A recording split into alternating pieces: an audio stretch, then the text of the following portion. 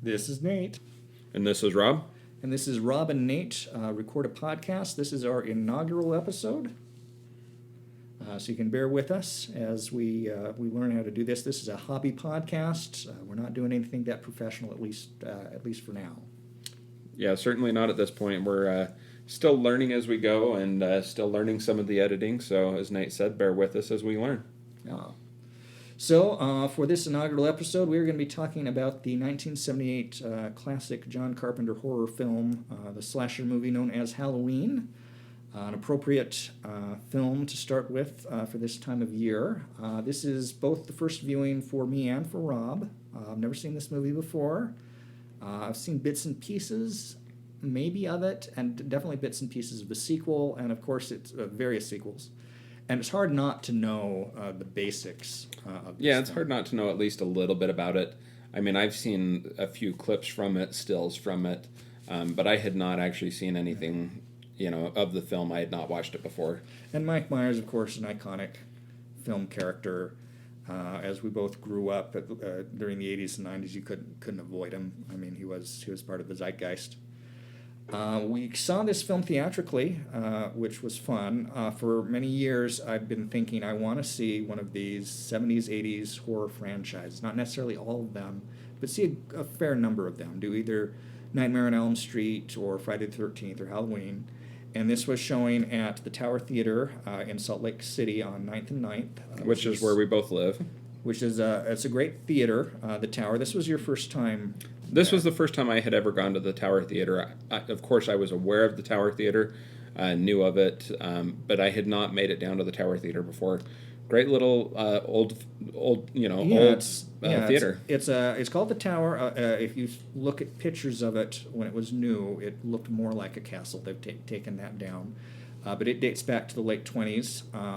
I don't know how long it was a first-run theater. It kind of is. It's a satellite campus of the Salt Lake Film Society, which is the local independent movie house. Their main location is, I want to say, 300 or 400 south and like 300 east, something like that. I've been there many times. I've also been to the Tower quite a few times. They do first-run movies, usually independent artsy movies, and then they do a lot of revivals. Previous years, they'd done a whole series of Halloween films, not Halloween franchise films, but Halloween seasonal films. Not so much this year. I saw. Although they are doing an extended run of the Rocky Mountain Horror Picture Show. Or the Rocky Horror Picture Show. Yeah. In fact, they're bringing in Barry Bostwick, one of the stars, to do a live Q&A on, I think, the 2nd. November 2nd, yeah. And they were also showing a film called Tammy and the T-Rex, which is a cult film where Paul Walker's brain is put in a mechanical Tyrannosaurus Rex who seeks out his girlfriend, played by Denise Richards. I'm kind of curious to see that, whether I see it theatrically or, at home at some point. That just looks it just looks not that great. It looks ridiculous. They showed a preview for it before our showing of Halloween, and they had, the quotes that you have from reviewers, and one quote was something along the lines of, "Yes, this is a real movie." Yeah, that was one of the quotes, and that was hilarious. It's from 1994, and I guess that they're showing what they're calling the gore cut, which I imagine I missed that part of it. Is gorier than the 1994 version. I don't have obviously a point of comparison, but yeah, I was curious about that. We could have theoretically seen it after we saw this film, but I felt that there'd be just too much of a tonal difference, and we'd want to kind of talk this one out a little bit before moving on to something else. Agreed. So Halloween, 1978. It's directed by John Carpenter. This was fairly near the beginning of his career. He made a couple films before this. He made a movie called Dark Star, which was a somewhat satirical science fiction film, which I've not seen. And he made Assault on Precinct 13. You may be more familiar with a remake that came out about 10 or 12 years. I've seen both, just because I saw the remake and then it made me curious about the original. So I saw it just once, wasn't paying full attention to it when I saw it. But yeah. Yeah, I saw the remake. That was okay. And I started the original, and I just wasn't able to get into it, which is kind of rare for me, but I may have to revisit it. This was really the film that made Carpenter a named director, and he had a really strong period coming immediately after this, arguably for between the next 5 to 6 years through the entirety of the 1980s, depending on what you consider to be his great films. But he was very successful. A couple years after this movie, he made The Fog, which is a horror film. It's pretty good. I liked it. He made Escape from, that was 1980, and then Escape from New York in 1981. The Thing in 1982, which is a remake of the Howard Hawks horror film, which is actually shown briefly in Halloween. Then he made Christine, Starman, that was in 83 and 84 respectively. Big Trouble in Little China in 1986. Oh, I did not realize that was a John Carpenter. Yeah. Prince of Darkness, which I'm not really familiar with, 1987. They Live, 1988, which has got a bit of a cult following. That's the I'm not one about familiar the with that one. glasses that where you can see the aliens have So some people are really aliens, and you can only tell that if you have these special glasses, which Rowdy Roddy Piper gets a hold of, and he has to fight the aliens. Memoirs of the Invisible Man, 1992. That's probably when the career had a downward trajectory. That wasn't a great film. You had Village of the Damned, which I think was a remake. Ghost of Mars. These titles get less impressive once you leave the 1980s. But this was really a golden era for him. He's very strong in this. Another strong thing would be the cinematography. This was an early film to use the Steadicam. The principal cinematographer on this film was a man named Dean Raymond Cundy. This was fairly early in his career. He had done Where the Redfern Grows in 1974. And then he'd done some films with just wonderful titles in the years immediately before doing Halloween. In 1977, he shot a film called Satan's Cheerleaders. I've not seen it, I've not heard of it, but I already know what it's about. And this is a great title, Ilsa, Harem Keeper of the Oil Sheiks. This was one of the Ilsa films, borderline pornish films from the 1970s featuring a very chesty lady. I believe she worked for the Nazis, too, in one of these films. The film is not based on any on a novel or anything. It's an original screenplay. It was written by Carpenter with his then-girlfriend, Deborah Hill, who also produced the film. They were approached at the Milan Film Festival after the premiere of Assault on Precinct 13 by a guy named Erwin Yablans and a financier named Mustafa Akid. But they approached him with the idea, we want to make, The Exorcist had been very successful a few years earlier. They wanted to do a film about a serial killer killing babysitters. This was the idea they approached him with. And Deborah and John agreed to do the film. They had some conditions. They wanted basically total creative control. They were not paid a lot. I don't know what Deborah was paid, but to write, produce, direct, and score the film, John Carpenter was paid $10,000. This is in 1978 money. I'm sure he must have had some clause in the contract where he got a share of the profits. He would have had to. He would have had to have. Yeah. Because that definitely would have worked out well for him, because while the film only cost about $325,000 to make, it made $70 million worldwide in theatrical release, and of course would spawn sequels and do well on video and television replays. The film was shot in Southern California, substituting for the Illinois in which the film is supposed to be set. That Southern California setting stood out to me. It stood out as we watched the film. I recognized that as we were watching it, I thought, man, that's got to be California. And then when they state that it's in Illinois, I was like, there's no way this is actually Illinois. This has to be set in Southern California. That's obvious when you see the elementary school. I thought the suburban streets worked pretty good for the Midwest. I didn't really pick up on the elementary school, but there's a scene that we'll get to where they're out of the city, where one of the characters is heading towards Haydenfield, which is the fictional suburban community where the film is set, and you can definitely see those California hills. Absolutely. It does not look like Illinois looks. But anyway, the film was shot in about 4 weeks in the spring of 1978. Again, they had a very limited budget. The film is basically full of no names, at least no names at the time. The two actors who are really worth even talking about, that people would know from other things, would be Donald Pleasance, who is the star of the film, is the first name. He's the bankroll, is the billable star. Donald Pleasance's a great actor. He's an English actor. He's probably best known for playing RAF Flight Lieutenant Colin Bleeth in The Great Escape. To my memory, he's the mastermind who plans The Great Escape. He was also the first Ernest Stavro Blofeld in You Only Live Twice in 1967. Oh, yeah. He was in George Lucas's first film, first feature-length film, THX 1138 in 1971. And he would return to work with Carpenter again in some of the Halloween sequels, and also to play the President of the United States in Escape from New York. Now, the film introduces a certain actress. It gives us an introducing credit. And we kind of interpreted that a little bit differently. Going into this, I did not realize this was Jamie Lee Curtis's real first big movie role. And so we'll talk about this later, but I read that introducing headline a little bit differently than you did. Yeah, I guess this was her first film role. Apparently, she had done some television work prior to this. But Jamie Lee Curtis was really a logical casting. She was only 19 when this film came out, but she was Hollywood royalty. Her father was the actor Tony Curtis, and of course her mother was Janet Leigh, who was the principal murder victim in Psycho back in 1960. And Carpenter has said once he found out, Jamie Lee's background, this will be good for selling the film. This is the daughter of the Psycho lady.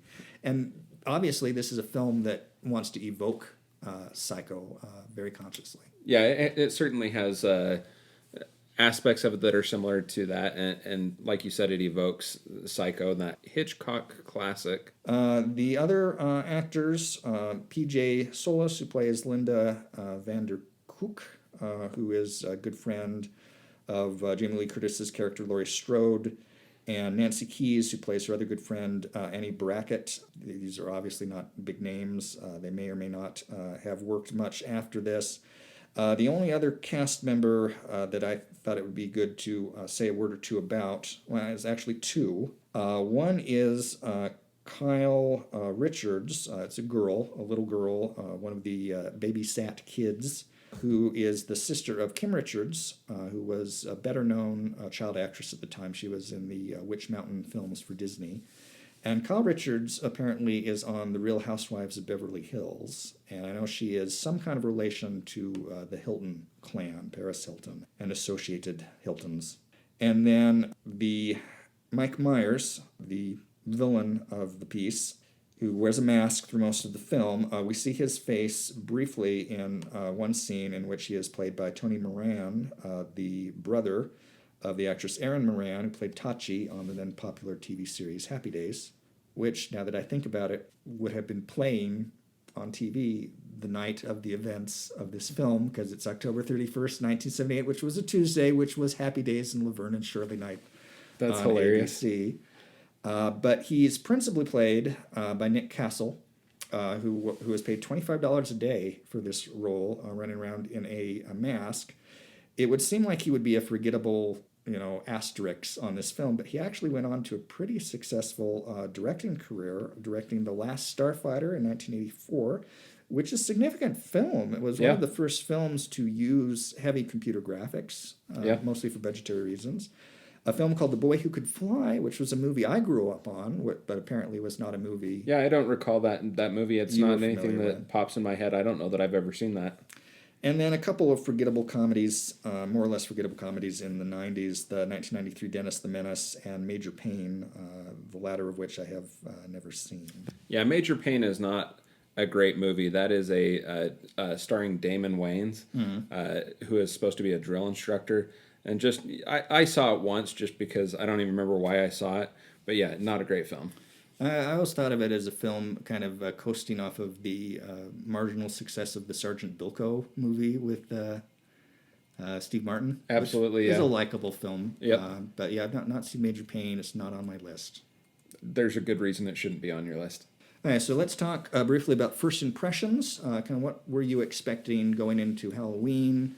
And how did the finished product match up with what you thought it would be? So going into this, now we should mention this is about 10 days before Halloween is the day we're recording this. Leading up to going to see this film, I have been watching the Scream movies with my wife, just trying to watch some Halloween related movies. In the last several days, we watched the first three Scream movies. And as I was getting ready to leave to go to this film, as I was getting ready to walk out the door, my wife said to me, she said, "Don't forget the rules of slasher films," which is, it's a line from the Scream movies. And if you have not seen Halloween or going into it and you're familiar with the Scream franchises, if you remember the rules of slasher films, it will help you going into this movie.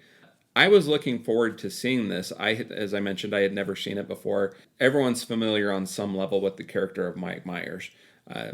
I wasn't real familiar. I'd seen screenshots of Jamie Lee Curtis, so I did not have much of an expectation going into this film. I liked it. It was pleasant. It was an easy film to watch. It builds well. It's something I'm sure you'll mention later on. It sets up its own shots very well. John Carpenter did a great job directing this. The pacing is great. We'll get into some of my other thoughts a little bit later as we go through kind of the plot. But just the way it sets up some of the kills for Mike Myers, and you'll talk about this, I'm sure. Just the way that you build to a kill before the kill actually occurs. That's one of the really impressive things about this film is the pacing and the way it was structured. You would not make a film like this today. It has a 1970s kind of cadence to it. It takes a long time to build up to the action, which I think makes the action more effective when it occurs. Otherwise be.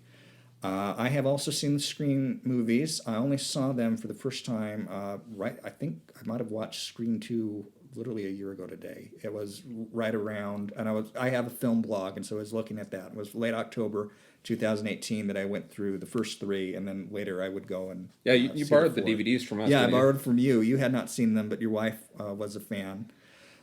This is exactly the kind of film that those films were satirizing. There were slasher films before this. Notable ones would be Peeping Tom in 1960 by possibly my favorite director, the Englishman Michael Powell. And then you had the Texas Chainsaw Massacre in 1974. You had Silent Night, Deadly Night in 1972, and the original version of Black Christmas in 1974. That was the only real conventional slasher film that I'd actually seen all the way through prior to watching the Scream movies, because I wanted to see at least one to have kind of a foundation, even though, growing up when we did, you kind of soaked up what these kind of 80s slasher films were about. You knew the basics of them. I knew the plot of this film. I'd seen dissections of it online, but I hadn't actually seen it in its entirety. So I knew basically what was going to happen, but I was still surprised a little bit in some of the particulars, and I was really surprised how much I enjoyed the film and how just well put together it was. Well, and one thing that you had mentioned to me previously is this movie also helps to establish the future format for traditional slasher films, correct? Mm-hmm. And it's kind of a serious film. It's a genre that turned into self-parody over the course of the subsequent decade. Yeah. But this film, for the most part, treats things pretty straight. There's not a lot of...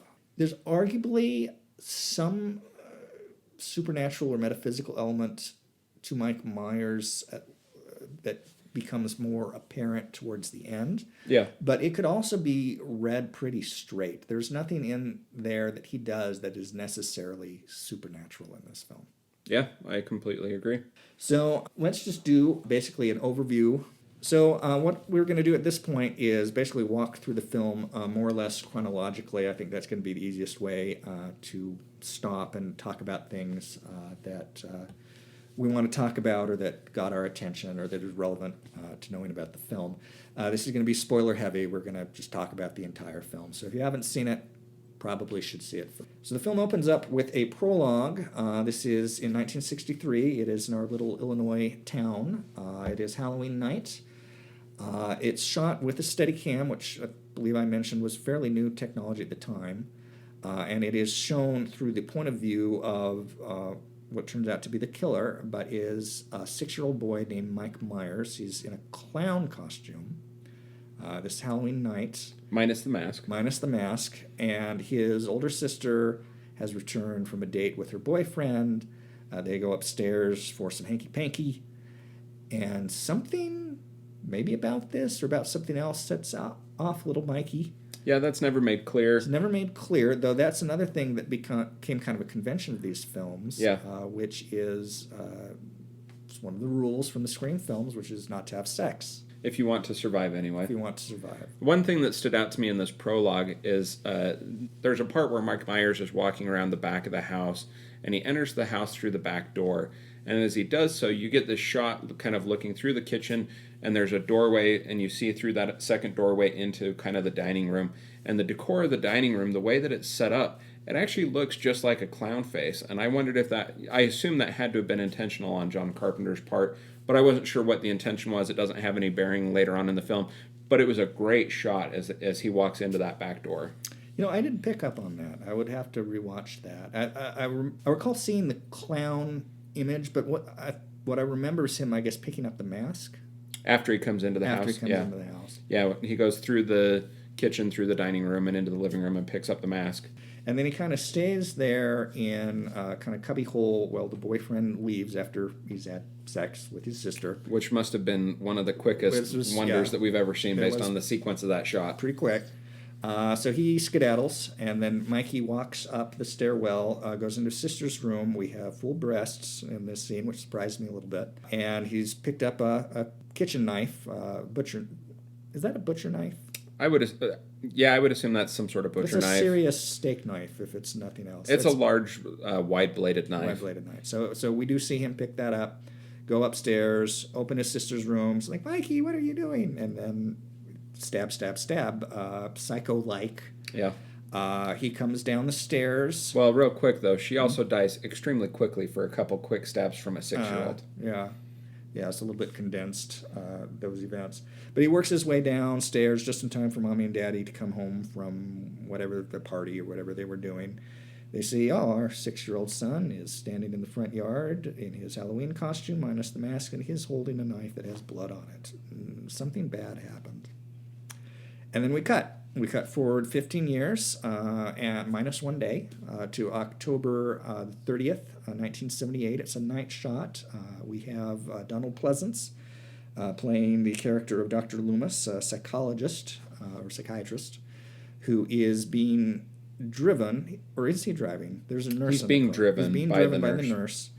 Some kind of state mental health board vehicle. It's a station wagon. Yeah, and it has a cage in it like you would contain someone in the back like a police car. Right.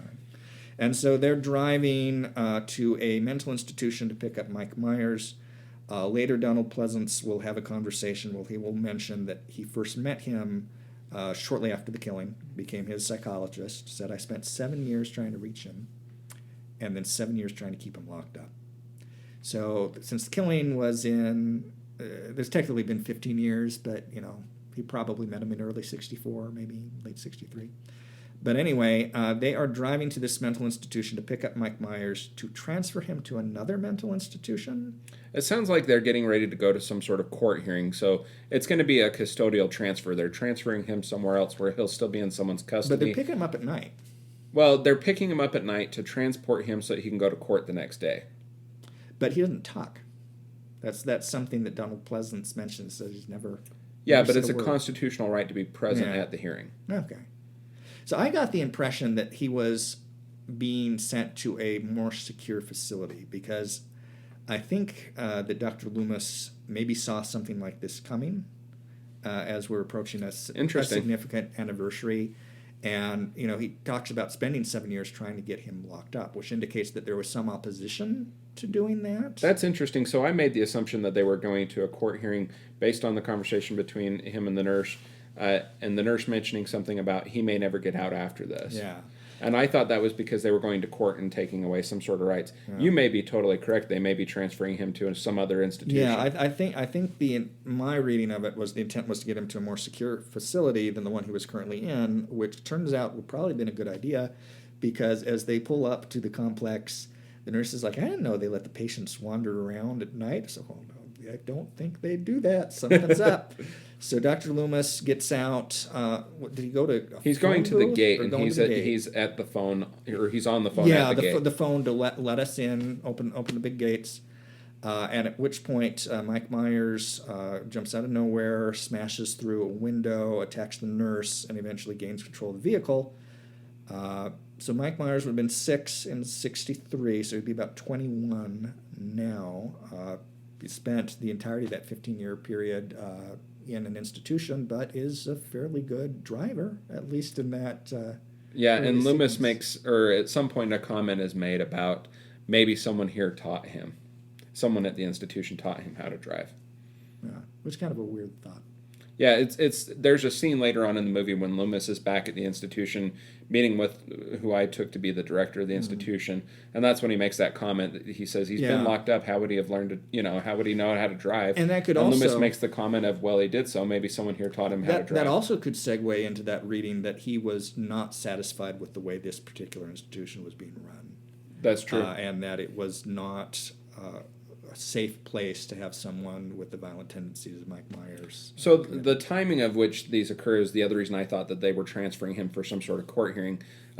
In reality, having been a minor when he committed these crimes and was institutionalized, he would have had a hearing when he turned 18, where they would have had the opportunity to keep until he's 21, and then at the age of 21 would be when they would make the final determination of whether he would continue to be institutionalized the rest of his life, which is sense. part of why I interpreted that. That ties into my background and may not have actually played it all into the movie, but that was kind of why I read the scenario that way. Right. So Mike Myers escapes, runs off with the car. We then flash forward to the next morning to the town of Haddonfield, Illinois, which is an interesting side note. Haddonfield, New Jersey was the town in which the film's co-writer and producer Deborah Hill grew up. It's indicated to be around 150, 200 miles away from wherever this mental institution that Mike Myers was housed at was located. And that's a comment that, again, occurs in that scene with the director of the institution. He makes a comment about the distance and how would he know how to drive that far. Because that's a scene that comes a little later in the morning. We might as well talk about what happens to Dr. Loomis that day. So whatever happens to him during the course of the night, when we first see him, he's talking to that director. He's chewing the director out, saying, I'm convinced Mike Myers is going to go back to Haddonfield. It was the anniversary of his sister's death. He's fixated on it. He's going to do something that's not going to be good. And, of course, the director of the institution is skeptical of this. He then gets in a vehicle, starts to head towards Haddonfield. He stops at a certain point to make a phone call conversation with the sheriff with of the sheriff Haddonfield. On a payphone located basically in the middle of nowhere. He notices a truck that has pulled off to the side. It's some kind of garage or something. It was painted on the side Some of the sort truck. of mechanic's truck. Mechanic's truck. There's some white sheets scattered around. He does not see the body hidden in the bushes. That was the driver of the vehicle, but apparently he figures some kind of Myers He finds the connection. matchbook that was the nurse's matchbook in the Yes. car. She lights her cigarette as they're pulling up to the institution. She lights her her cigarette with the match from this matchbook and puts it back on the dashboard. And as he walks up alongside the vehicle, he finds the match. Dr. Loomis finds the matchbook on the ground, picks it up, and that's when he knows Mike Myers has been here and I'm on the right track. And it's a memorable matchbook because it's in red, and I remember it's called Rabbit in Red, and I think that might have been the name of the lounge. Rabbit and Red Lounge is what's printed on the matchbook. Which I can't help but wonder if that's a reference to something. I don't know, but you get the implication that the nurse is the one who it comes from that, and it was the one who collected that. Yeah, so I didn't pick up on that, but he figures out, yep, I'm right. Mike Myers is on the way to town. He makes his way to town, eventually has a conversation with the sheriff, who, of course, knows Mike Myers' history. He was probably on the police force at the time of the original killing, given the age and the fact that he's achieved the rank of chief. He's probably been in the field for some time, and that he has a teenage daughter, who is one of our leads, Laurie Stroud's friend. Her name is Annie Brackett, so that's Sheriff Brackett's daughter. They have a little conversation in front of a hardware store that has been broken into. I believe they said some rope had been stolen, some masks. Some Halloween masks, rope, and a couple of kitchen knives. Okay, so that's great setup. And so he pulls in and he wants to talk to the sheriff. The sheriff's like, I got to deal with this. Give me 10 minutes. And there's this wonderful shot where you're looking at Donald Pleasance, you're looking at Loomis, he'd really rather not wait, but he's just kind of resigned. I'm going to wait 10 minutes. And immediately behind him goes by The vehicle. The vehicle, the station wagon with Mike Myers. Driven by Mike Myers. He doesn't register. Of course, Dr. Loomis turns his head at the exact moment as the vehicle drives behind him, so he's looking the opposite direction. There's a number of instances in this film in which people don't have good peripheral vision, which complicates things. Because if he had turned around, he had the sheriff right next to him. They could have chased him down. Yep. And the sheriff had just finished talking to his daughter, who was driving Lori and her to what they were going to be doing Halloween night. Step back a little bit to earlier in the day. Our first shot of October 31st, 1978, which was a Tuesday, is of Lori leaving her father's house. Her father's a real estate agent. And he gives her a key. He says, take this over to the old Myers house and leave it under the doormat, because I've got some people that are looking into possibly buying the house. The house has been vacant. And they're going to look at the house today. Today, yeah. So this house has been vacant for the last 15 years. The family moved out shortly after the murders. It's in bad repair. I don't know if I'm convinced that this house will look quite as run down as it did if it was merely left alone over those years, but it's possible teenagers have used it as a hangout. Well, certainly windows have been broken by teenagers in passing. It's implied that teenagers have gotten into the house in the past to get up into trouble. Some of the other elements of disrepair, that would be natural after having sat for 15 years. And it's kind of an infamous house, as it would be in this community, given what happened there. And it's the subject of local lore, and little kids scare each other with the prospect of this house. There's later a scene where some kids dare each other to go into the house, which is actually one of the funnier scenes. Yeah. Well, and even, film. That's established as Lori is walking to school, she meets Tommy Doyle, and they're walking alongside down the sidewalk when they pass the Myers home, and Lori, tells them that she's got to go put the key under the mat. Yeah. And Tommy Doyle mentions, hey, you don't go to this house. Yeah. So they're on their way to school. Obviously, Lori has been a regular babysitter for Tommy. And she's going to babysit him that night. And so they have a little discussion about plans for the evening, which includes carving a jack-o'-lantern, which is something that Tommy is very, very into doing. I don't think we got that much the school day. There is the scene in a literature class, and I was trying to figure out what book they were talking about. I didn't catch that either. They talk very specifically about either the author or the main character. It might be fun to look I think they were into. talking about, or in her comment, she mentions two different authors. Yeah. Lori looks out of her window and sees a man in a mask next to the station wagon looking at her. She kind of looks at him a couple times. Am I really seeing what I'm seeing? And then he's gone. After she turns to answer a question, she looks back and he's gone. And Mike Myers, of course, is the man in the mask. This mask is actually a William Shatner mask, a Captain Kirk mask, which they had purchased for $1.98 at a local store. And then they increased the size of the eye holes, and they kind of bleached it kind of a bluish white. I think you read to me that they spray painted it a bluish white. Yeah, bluish white. And he had seen Lori at the house. It was the first place he went when he got back to town.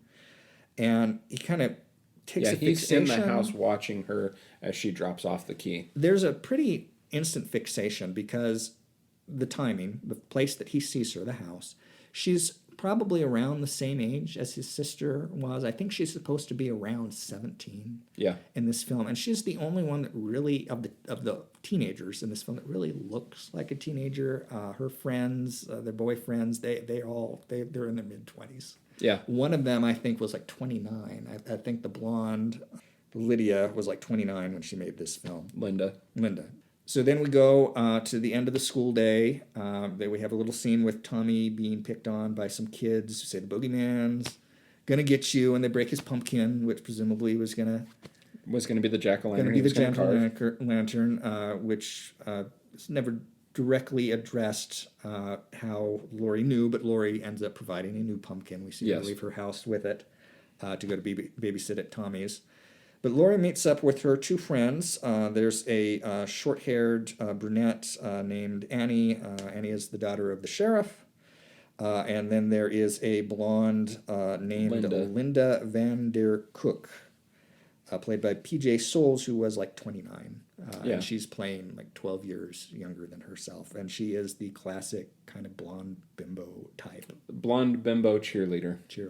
And one of the things I liked about this film is just the interaction between the characters. Just it seemed real. It seemed the way teenagers would behave.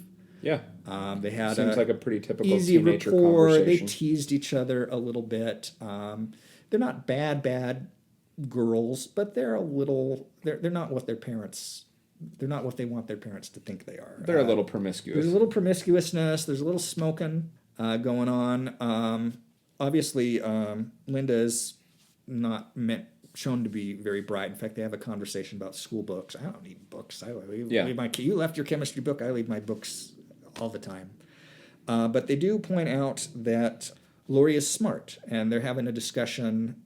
Annie is with her. It's like, well, do you think about boys? Oh, yeah, I do, but they're scared of me. They think I'm too smart. Yeah. She's a cute girl. Yeah. But you can see how Linda would have an appeal that she would not to certain types of boys. But Absolutely. we do see that later on that Lori has a boy that she likes, which becomes a little bit of a plot point later on. But anyway, they walk home. There's sightings of Mike Myers, but she's not entirely positive she's really seen. She's not sure who she's seeing. They're having a conversation, establishing and making their plans for the evening. Mike Myers is driving the car nearby. One of the girls yells something to him about the speed at which he's driving. He slams on his brakes, stops, and then just sits in the middle of the road for a couple minutes and then drives away, but at a distance where they can't actually see who's driving the car. Mm-hmm. Yeah, they do a good job of that. And then he has this ability to kind of appear and disappear. Yes. Which is the most supernatural thing with one exception, which comes in at the end, is the most supernatural thing about him. But they establish that Lori is aware that something's off. That someone's following her or watching her. So then we cut to the evening where Annie goes to pick up Lori. They are babysitting at houses on the same street. They're basically across the street. Basically one house across down. the street and one house down from each other. So Lori is babysitting over at the Doyles, babysitting little Tommy Doyle's probably around 10-ish years old.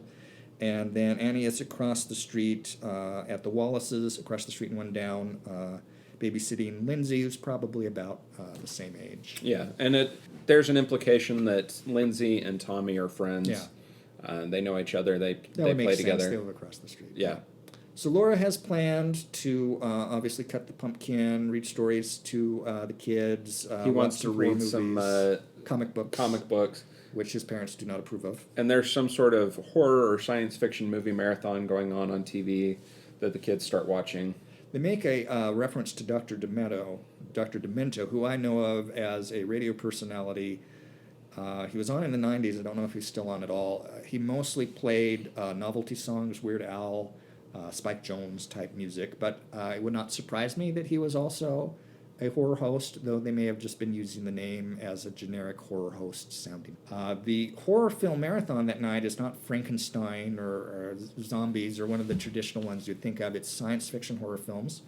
The first on the lineup is The Thing, a 1951 film produced by Howard Hawks, kind of directed by Howard Hawks. There's actually kind of a funny story. There's another man who's listed as a director, but apparently he did basically nothing. Howard Hawks shot the film, which is about a group of scientists that find a UFO frozen in ice up in the Arctic somewhere, and there's a thing in it which attacks the scientists. And of course, John Carpenter in 1982 made his own version of The Thing, which is pretty good, starring his male muse, Kurt Russell, who was in many John Carpenter film. Yeah, probably most famously Big Trouble in Little China. Well, and also Escape from New York.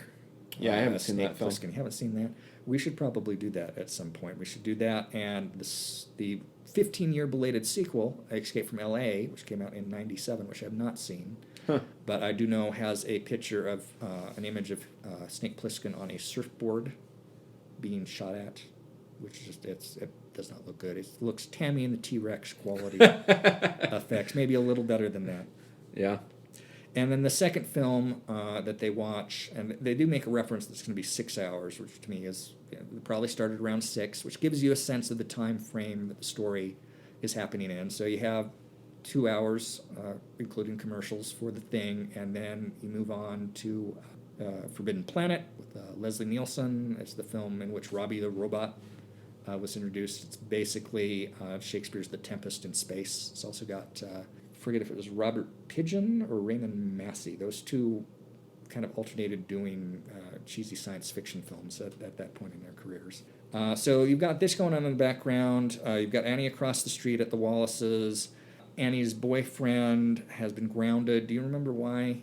I don't know if they even say why he's grounded, but they make a big deal out of the fact that he's grounded.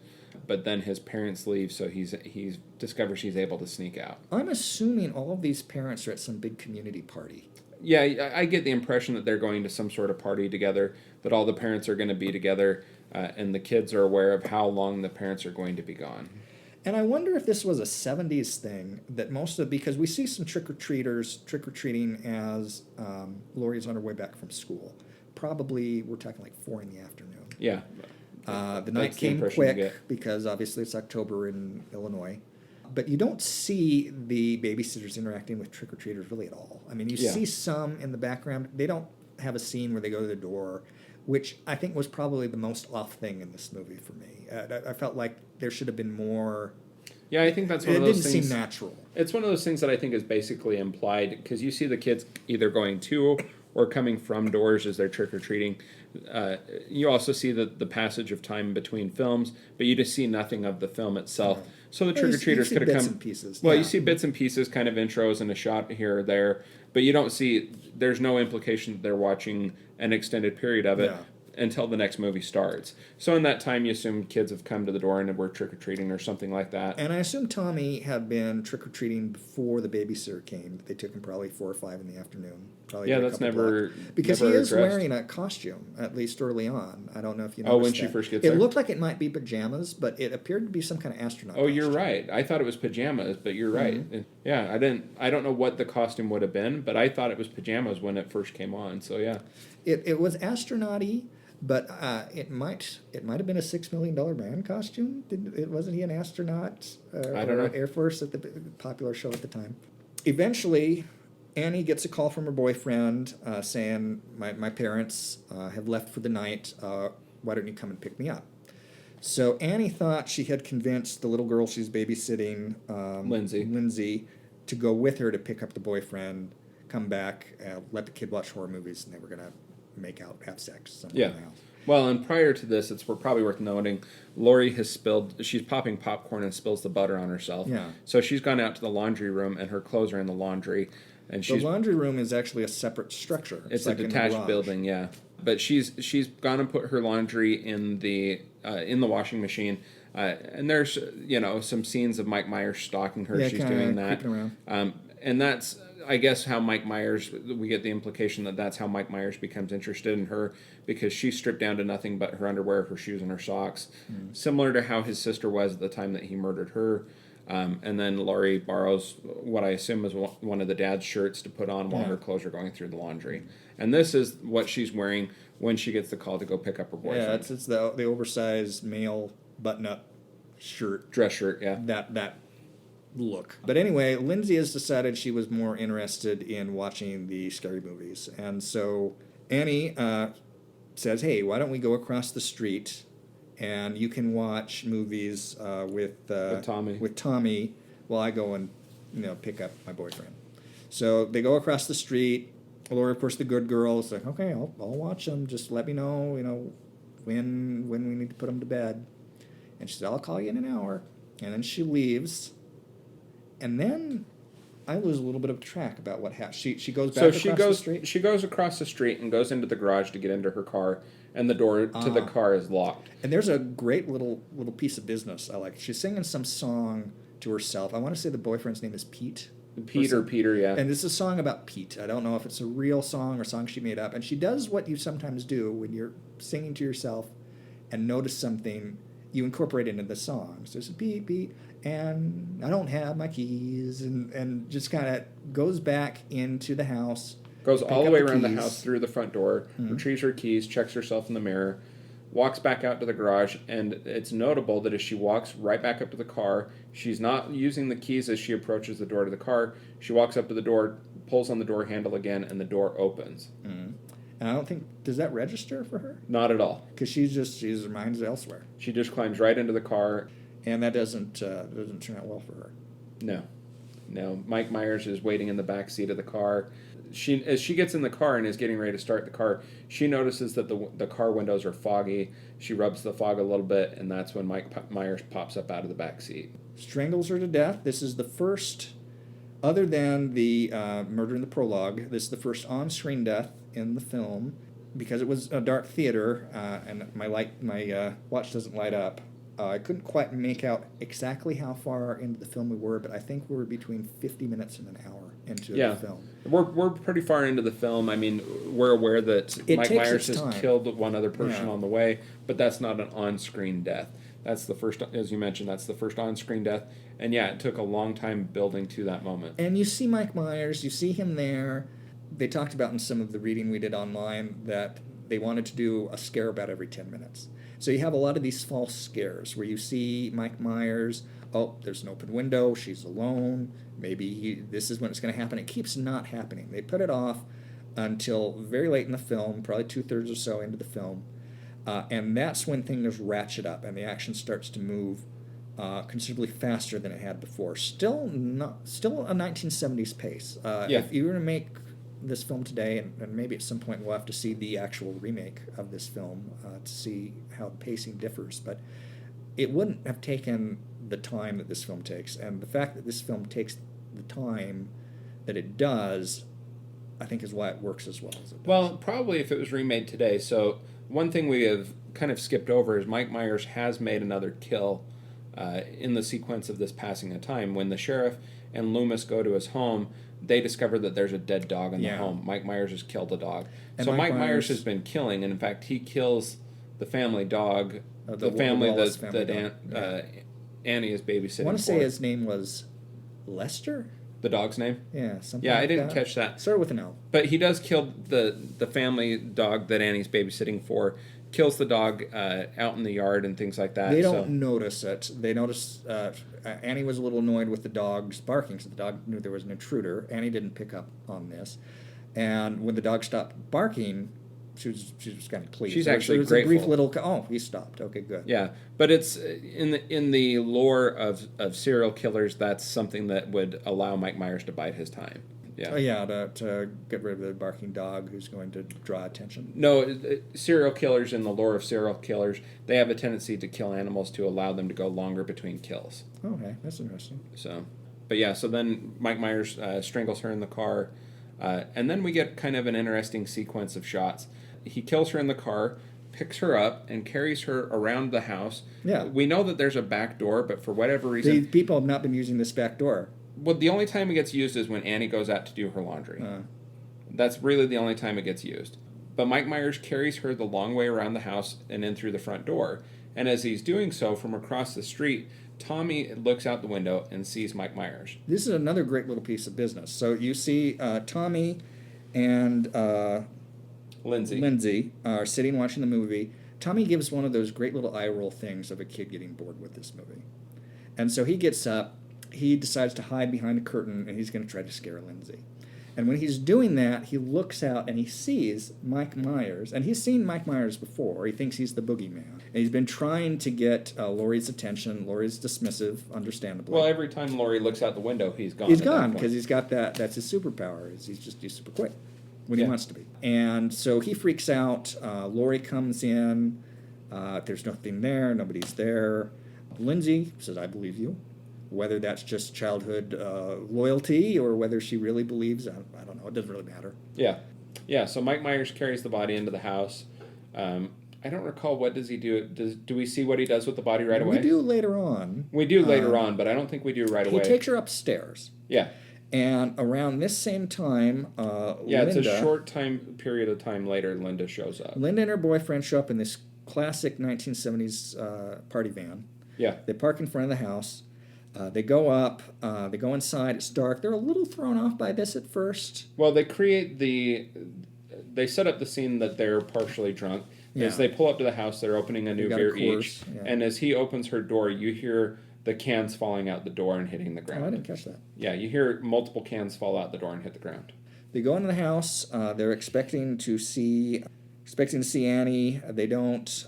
Then they get a.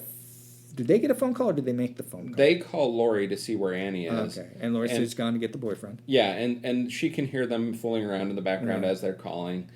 Lori tells Linda that Annie's gone to get her boyfriend. They assume that's what's going on, and so they immediately make their way upstairs. Yeah, and she lets them know Lindsay's over at this house, and so they actually make a joke About undressing Lindsay, which is like, okay.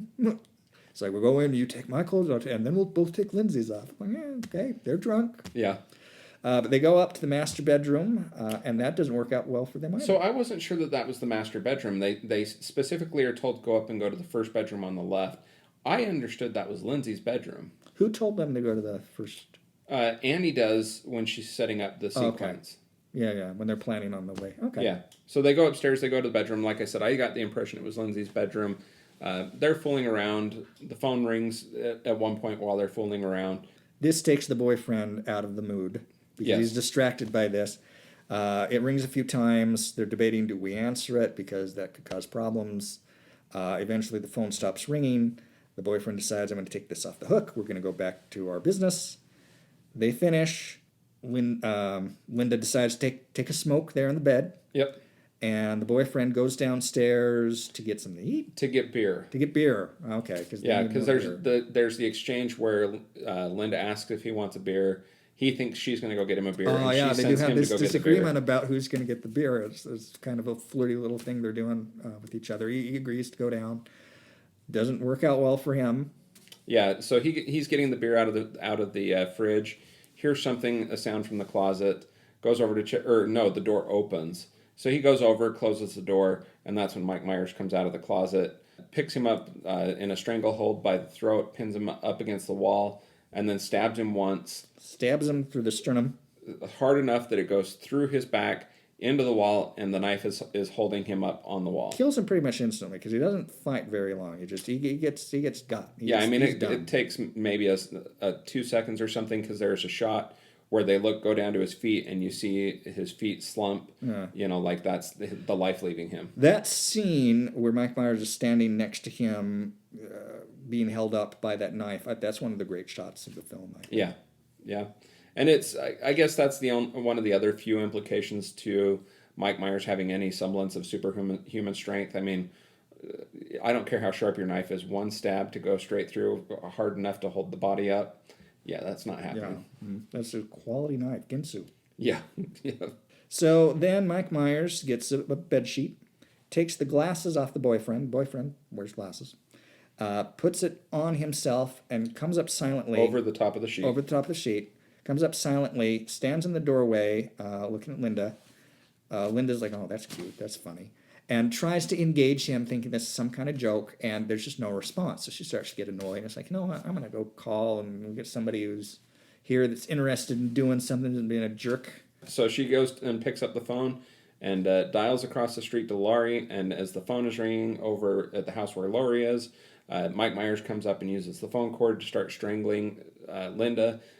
Laurie picks up the phone and makes some comments to, about Linda, thinks that Linda's having sex and has called her while in the midst of like coitus. very cute Linda. Yeah. And are you messing around with me or is this the famous Linda squeal? Yeah, well, see, it talks about apparently she chews. Like she looks like a bubblegum girl. Yeah. And so they talk about her famous chew. It's like, oh, I've heard your famous chew. Is this your famous squeal? And Mike Myers strangles her, and then Laurie hangs up on Linda. Yeah, and she starts to register towards the end of that something doesn't sound quite right about this. Yeah, and she looks out the window. It sounds more like a choking. Yeah. And the lights go on and off real quick, so she knows somebody's in the house. Obviously, she's not going to assume that they're, it's like the most logical explanation is she turned the lights off and on. But eventually gets to her, and she decides to go over to the Wallace house to investigate. She goes up to the bedroom and finds arranged in various well, actually, this feeds back to something we skipped over. So earlier, when Dr. Loomis was in town, for whatever reason, he decides, I want to go see Mike The Myers' cemetery. sister's grave. So they go to the cemetery. There's this fat, vaguely Captain Kangaroo-ish looking custodian who takes him around, trying to remember precisely where is this grave. And then they see a missing headstone, and they're like, oh, dang kids, they always do this kind of crap around Halloween. And then he realizes, wait, this is the sister's headstone. This is the Myers girl's headstone. The Myers girl headstone. And obviously that's another thing that sets off Loomis. Like, things are happening what I thought was going to happen. So when Lori goes into the bedroom, she sees Annie laying on the bed, and behind her is the Myers girl's headstone. It's a creepy image. Yeah. And shortly thereafter, she discovers the body of Linda and her boyfriend. Kind of in her reaction, she backpedals, hits a wall, kind of a closet. The door pops open. Isn't he's hanging down from something, right? Is he The closet door opens and he comes swinging out. He comes swinging out. And then in another closet or a burrow, Linda is packed oddly into a space. Again, fairly effective. This is the point at which the film really gets an energy to it, and you feel a tension. And this is kind of scary. Yeah. There's the initial encounter at this point, a direct physical encounter between Lori and Mike Myers. Mike. Yeah, and so Mike Myers comes out, takes a slash at her from behind, misses, and just slits her shirt open and just lightly cuts her arm, which causes her to flee. She runs down the stairs, runs into the kitchen, but Mike Myers has blocked the kitchen door shut with a rake. And there's a window pane right there. She has locked the door. Mike Myers has to break through the door and unlock it to get into the kitchen, and is coming across the kitchen. So Lori smashes out the window, moves the rake, and is able to flee the house, runs across the street back to the house where she's babysitting, which she has already put the kids to bed and told them to stay in the bedroom. She's now trying to get their attention, pounding on the door, picks up a potted plant and throws it against the house right next to the window where the kids are sleeping. Tommy wakes up. She tells him to come down, open the door. Of course, Tommy opens the door just a split second before Mike Myers is going to get to Lori. She locks the door, sends them back upstairs.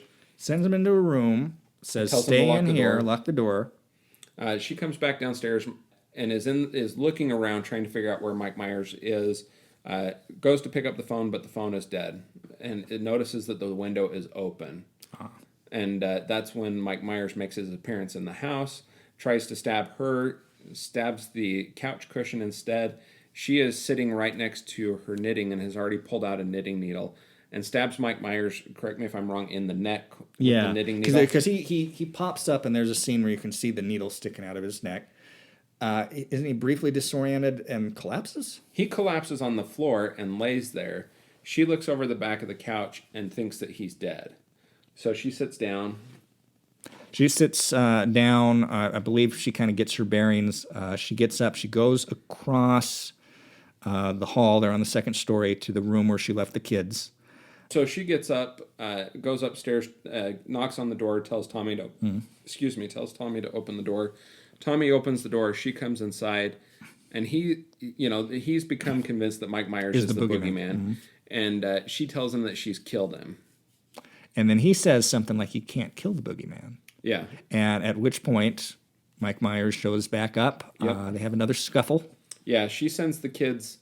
I couldn't tell whether she sends them into the bathroom or some other closet. Yeah. This room is I think it's bathroom. quite large, but I think she sends them into the bathroom, tells them to lock the door. I think that must be the master room, because that does have the bathroom. So you're right. I think the room may have been a guest room. They're back in the other house now. Oh, you're right. Yeah.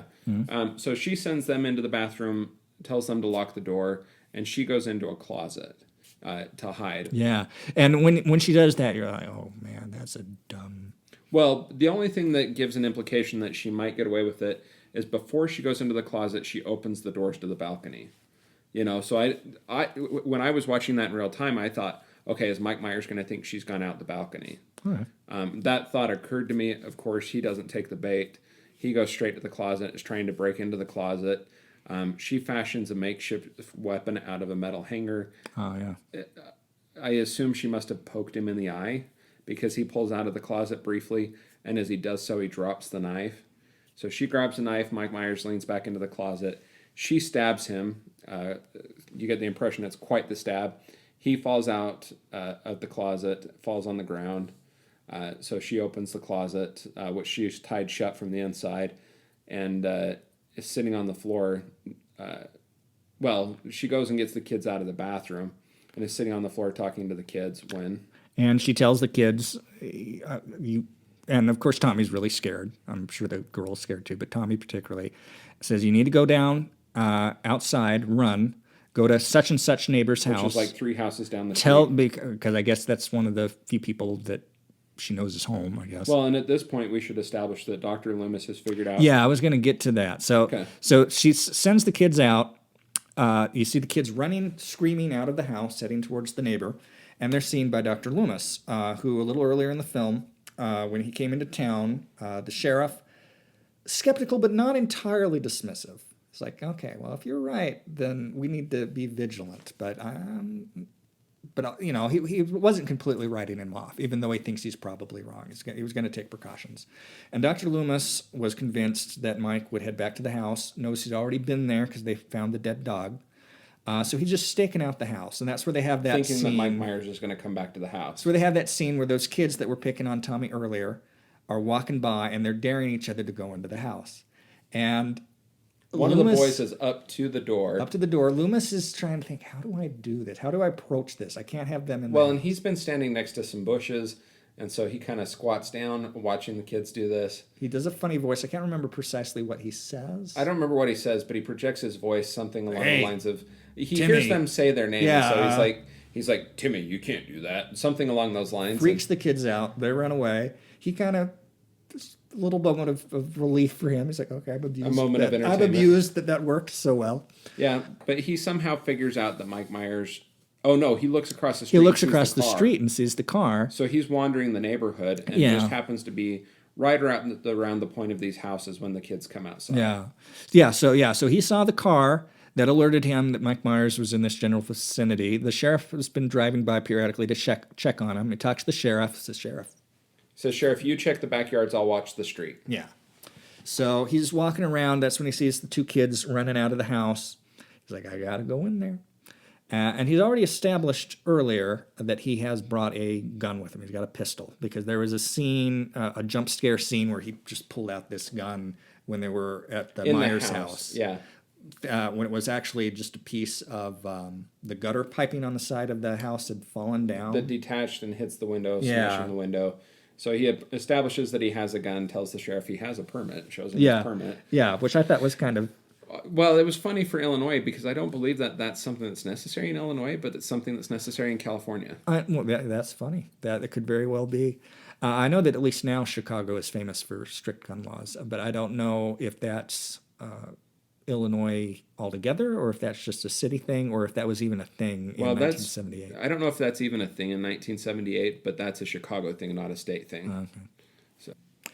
So this is more or less the climax of the film. Dr. Loomis comes upstairs, and this is where our memories get a little bit fuzzy. At least mine does about the order, because there's kind of two sections here. So he comes up, he sees Lori, has a little bit of an interaction with her, and then Mike Myers rises. So, and I remembered, as I recall it, Mike Myers rises as Loomis is making his way into the house. Because as I remember it, as Loomis looks into the room, Lori and Mike Myers are struggling with the knife. And so Loomis, as I recall, Loomis looks into the room, fires a shot. Mike Myers is facing him. He then empties the gun. Mike Myers stumbles backwards as he's being shot. Goes out the previously open balcony window. And stumbles over the balcony and falls. Yeah, and this is where I think what you're recalling occurs. Yeah. So Mike Myers falls over the balcony. Loomis walks out onto the balcony, looks down, and sees what he presumes to be the dead Mike Myers body laying on the ground. Mm-hmm. Yeah. So they have this little interaction where Lori says he was the boogeyman, wasn't he? Or something along those lines. And then Loomis has a great little line where he says, that is... literally correct or technically correct? Or factually correct. That is something factually like that. correct. Yeah, I believe. Yeah, factually correct. But he turns around as soon as he says that, and Mike Myers' body is gone. It's gone. And so then you have things slow down a bit. You have some tense facial shots. You have shots of different rooms in the house empty where events have previously happened. As the music's playing. You have some exterior shots of the neighborhood, and it leaves off on this ominous note. And when it got to that point where the body was gone, you'll recall I said out loud, "It's like, end it there, end it there." I like ambiguous endings. I think you would have liked it if they literally ended as soon, with that shot. As soon as they saw that he wasn't I think there. you would have liked it if they ended with the shot looking down from the balcony to the ground and Mike Myers' body is no longer there. And then maybe you get a reaction shot from Donald Pleasance, and then you cut it. I liked that they took some of the shots around the house while the music plays. That I thought was that good. was good, That a was good nice. outro. I think you might have liked it better if they had just rolled the credits right in that moment. Yeah, I wouldn't have minded that. But the way they ended it was still good. It sets itself up for a sequel. Whether that was originally intended or not, he certainly left that opening. Again, I like ambiguous endings, even if you're not setting up for a sequel. I would, if I were making a film like this, I probably would have ended it something. So, and I alluded to this at the beginning. I felt like in a conversation you and I had prior to recording this, I felt like there was two strong indicators that they intended for, when they filmed this, that they intended that there would be a sequel. The first was I had read the title of introducing Jamie Lee Curtis as there was going to be a sequel to this, that they needed to introduce her as a character because she's going to be here again. And then the Mike Myers leaving, of course, if Mike Myers is still alive, the only reason for him to be alive would be for there to be a sequel. Now, of course, I've not seen the sequel or any of them. I think there's something like 10. Yeah, I haven't seen any of them either. I know that number 2 starts up like minutes after the, possibly like the minute after the events in part 1 stops. And then they made quite a few of these. This became a big franchise. I think there was something like 7. They had a little detour with Halloween 3, which is a non-Michael Myers story, and then they went back to Michael Myers. And a lot of these films weren't entirely continuous with the previous films. At least once or twice they have decided to skip entire films. So they did Halloween H2O in 1997-98, the 20-year film, which brought Jamie Lee Curtis back, who I guess had been absent for at least some of the sequels. I had not realized that was the 20th anniversary. Yeah. My knowledge of these sequels is extremely limited. I know just last year they came out with a film also simply called Halloween, which only takes the events of Halloween 1 as canon and ignores everything subsequent to that. So it has basically a 40-year break and deals with the psychological consequences of what must have been the defining event of Laurie's life, that horrible Halloween night when she was a teenager. I believe it was Rob Zombie who directed the reboot in around 2006-ish, and then they did a direct sequel to the reboot. And, of course, many films subsequent to this have homaged Halloween. In fact, Friday the 13th and the Nightmare on Elm Street films are, in one degree or another, homages to this film. And to a large extent, the Scream movies. Yeah. So this is really, again, as we discussed earlier, there had been slasher films before, but this is really kind of like the definitive slasher film. It kind of crystallized what this kind of film is about, basically set up a decade. I mean, the 1980s were the slasher film decade. And it started to burn out 1990-ish. Yeah. And then was resurrected with the Scream movies and periodically ever since, because horror movies, they can be cheap and they can make a lot of money. So that's why they're a very consistent staple in our cinema. Well, I basically discussed the plot. Let's have some any closing thoughts. What were your feelings on the film? How would you rate the film? This is a film that at the time it came out had mixed reviews, but has subsequently been generally regarded as very good. And I thought it was very good. Yeah, I thought it was really good as well. And real briefly, we should touch on the rating systems that we both use. Nate tends to prefer a 4-star rating system. I tend to stick to the IMDb 10-star rating system. For the time being, we're going to kind of rate on both of them. The main reason I use IMDb is just because that's where I, for a long time, have been rating movies. And so it has a large collection of my ratings of movies. So that's why I tend to use that. Anything you want to say about the 4-star? I use the 4-star because it is what I kind of was most familiar with. It's what they usually use in newspapers. It's what I use on my blog, which is called His Other Band. His Other Band at blogspot.com, where you have well over a decade worth of my musings on movies. Feel free to check that out. Yeah, but this movie, I enjoyed it quite a bit. We're going to rate on both scales. On the 4-star scale, I would probably give this 3 to 3.5 stars. On the 10-star scale, I'm torn between 7 and 8 stars. I would think early in the mid the film, I was probably thinking this is 3-star, and then it started to really get its energy in the last third, and so I was thinking 3.5, but I almost want to push it to 4, just because of how significant a film this is for the type of film it is, and just how well it does what it does. I can't come up with anything I'd do differently than what this film did. I can't either. I guess perhaps the only reason why I'm giving it a little bit of a lesser rating is this is just not my favorite genre. But this is certainly one of the best films of this genre that I have seen. Yeah, excellent film. I highly recommend if you haven't seen it. Well, this has been the inaugural episode of Rob and Nate Record a Podcast. We appreciate, again, your patience as we kind of experiment and learn with what we're doing and learn a little bit more about the editing process as well. So I've been Rob, and this is Nate. And we're signing off of Rob and Nate Record a Podcast. Thanks for joining us.